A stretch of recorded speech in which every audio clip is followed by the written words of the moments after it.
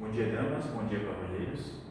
Como a gente viu na aula passada, a gente tratou um pouco das revoluções gloriosa e puritana, mas antes a gente já tinha visto também um pouco da colonização da América Inglesa. E esse assunto que a gente vai retomar um pouco e depois desenvolver, isso é lá, início da Revolução Industrial. Vamos lá. Colonização da América Inglesa. A gente viu que a América Inglesa ela teve uma colonização tardia devido aos custos que tinham a respeito de iniciar uma colonização e também pelos conflitos internos que havia na Inglaterra. A coroa inglesa ela tinha outras preocupações a respeito antes prioritárias do que colonizar novos territórios, inclusive manter-se no poder. Então, diversos conflitos, a Revolução Gloriosa e a Revolução Puritana foram dois deles. E antes também, a Inglaterra já vinha de guerras, a exemplo da Guerra dos 100 Anos e diversos outros conflitos. Bom, o que a gente, além de saber que ela é tardia, o que a gente sabe também? Que ela foi uma colônia de povoamento. Ela iniciou-se como uma colônia de povoamento. Algumas pessoas, a população da Inglaterra, que não queria viver naquele período das revoltas de opressão religiosa, porque como a gente viu na aula passada, cada rei que surgia queria privilegiar as pessoas que eram da sua religião e negligenciava as outras vertentes.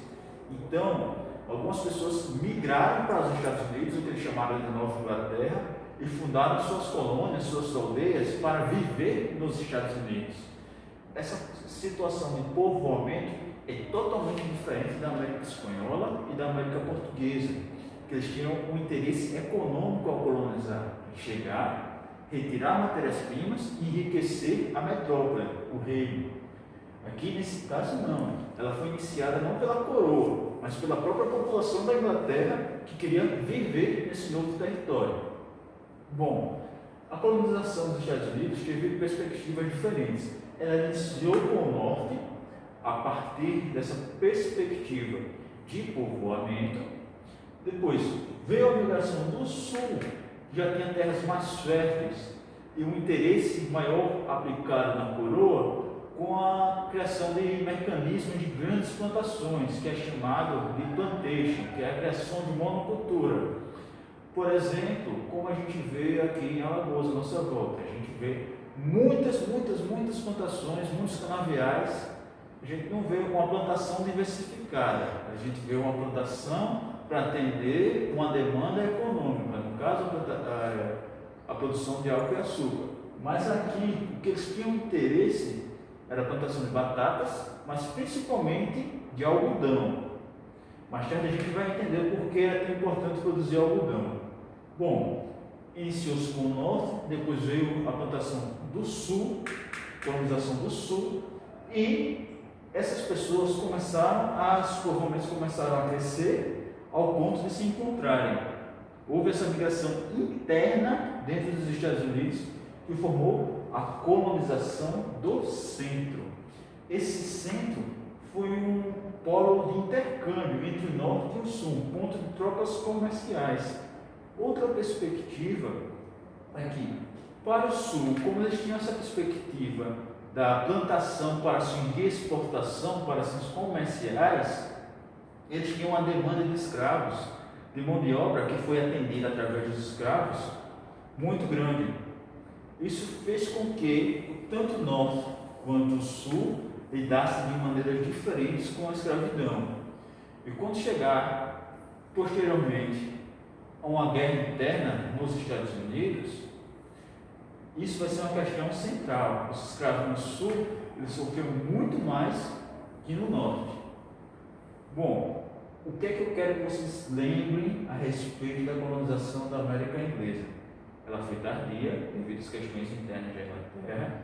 Ela se deu principalmente em seu início através de colônia de povoamento, as pessoas migravam para morar lá.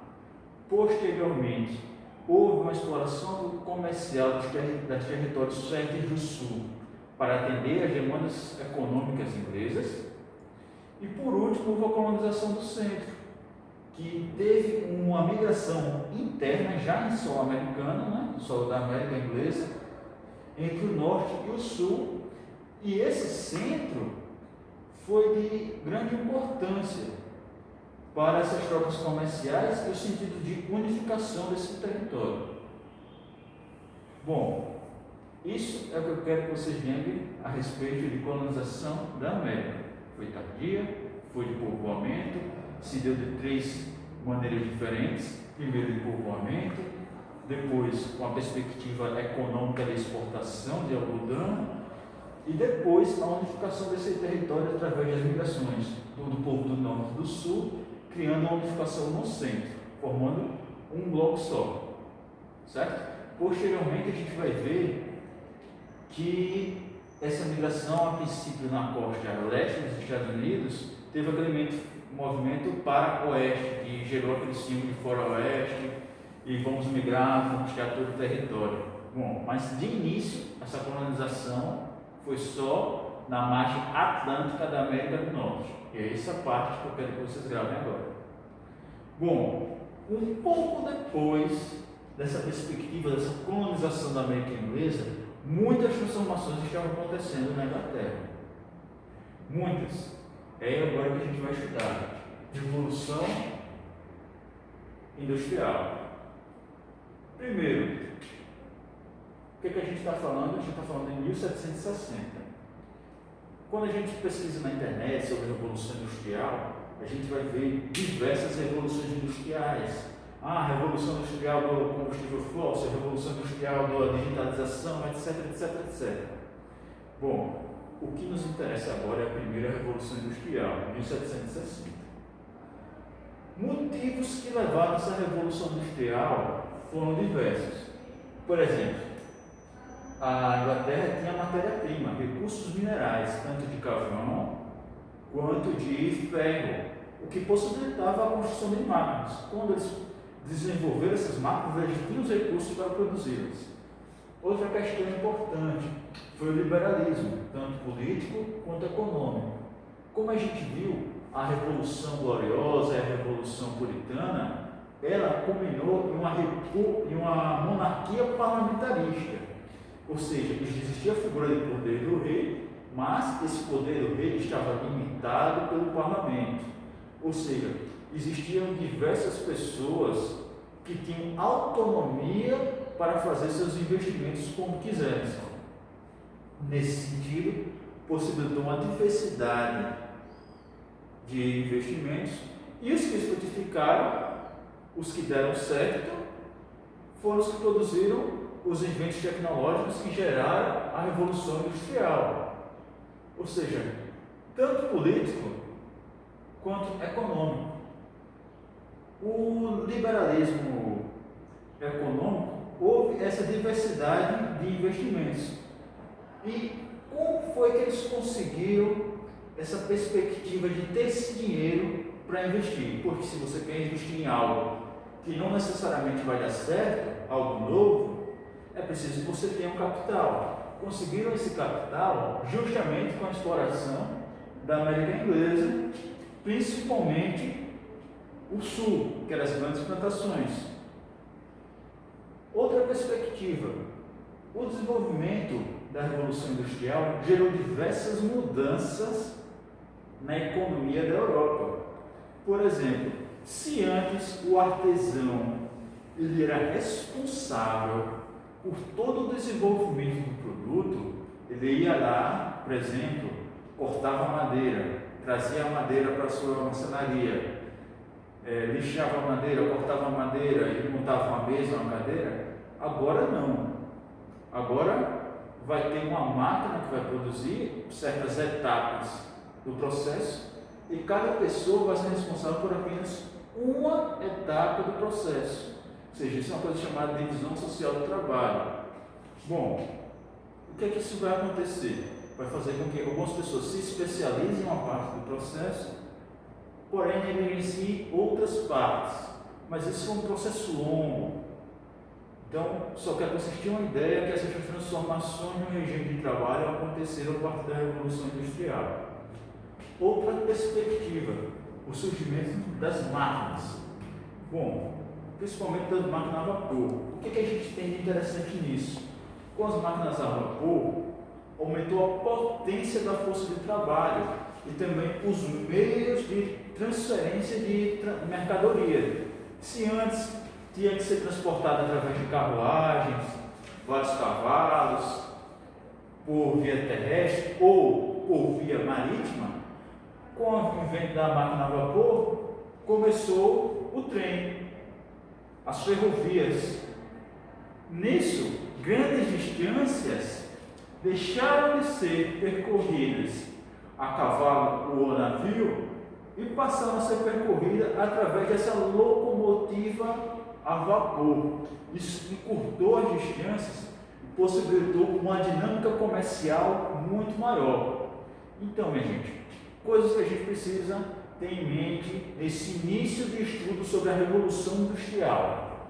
Primeiro, nós estamos falando da primeira Revolução Industrial lá na Inglaterra, certo? A perspectiva, o liberalismo ajudou de duas maneiras. Primeiro, politicamente, que existia uma maior autonomia das decisões do que se poderia ser feito, mesmo até a colonização da América. As grandes navegações inglesas se iniciaram com parcerias e investimentos privados, e não necessariamente apenas por iniciativa da coroa, certo?